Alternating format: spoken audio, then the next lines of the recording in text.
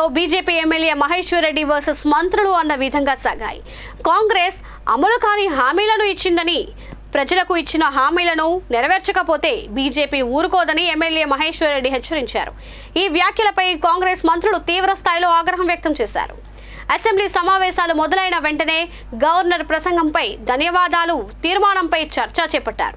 ఈ సందర్భంగా అధికార ప్రతిపక్ష పార్టీల మధ్య మాటల యుద్ధం తారాస్థాయికి చేరుకుంది.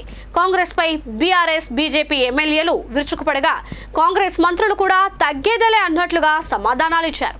ఈ క్రమంలో బీజేపీ ఎమ్మెల్యే మహేశ్వర్ రెడ్డి మాట్లాడుతూ 412 హామీల గురించి మాట్లాడడం లేదని విమర్శించారు. రోజు ప్రజా దర్బార్ అన్నారని 2 రోజులకే పరిమితం చేశారన్నారు. ప్రగతి భవన్ను స్టడీ సెంటర్ చేస్తామన్నారని ఇప్పుడు దాన్ని ప్రజా దర్బార్ చేశారని, మరో భవనాన్ని డిప్యూటీ సీఎం బట్టి విక్రమార్కకు అధికార నివాసం చేశారన్నారు. అప్పులు చూపించి హామీలను నెరవేర్చకుండా తప్పించుకుంటే ప్రజలు చూస్తూ ఊరుకోరన్నారు. ప్రజల హామీలను నెరవేర్చకపోతే బీజేపీ ఊరుకునే ప్రసక్తే లేదని హెచ్చరించారు. మాట్లాడతాం, ఇప్పుడు కనీసం 100 రోజులన్నా వారికి సమయం ఇచ్చిన తర్వాతనే మాట్లాడిన అంశం మీద ఈరోజు మేము ఆ విషయాలు లోతుగా వెళ్ళడం లేదు.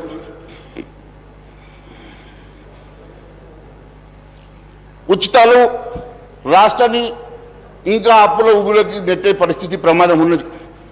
చేపలను ఇవ్వడం కాదు, చేపల్ని పట్టించడం నేర్పడం అవసరం అని చెప్పి వారికి కావాల్సినటువంటి మరి ఉపాధి కల్పించడమే తప్ప ఈ రకంగా ఉచితాల వల్ల మరి పెద్దగా ఉపయోగం లేదని చెప్పి కూడా మేము తెలియజేస్తా ఉన్నాం.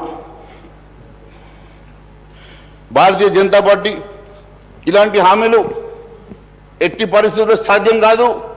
ఈ బడ్జెట్కి ఇప్పుడున్నటువంటి బడ్జెట్కి సరిపోదని. మరిన్ని సరికొత్త అప్డేట్స్ కై మా క్లిక్ టీవీని లైక్ చేయండి, షేర్ చేయండి, కామెంట్ చేయండి మరియు సబ్స్క్రైబ్ చేయడం మర్చిపోకండి.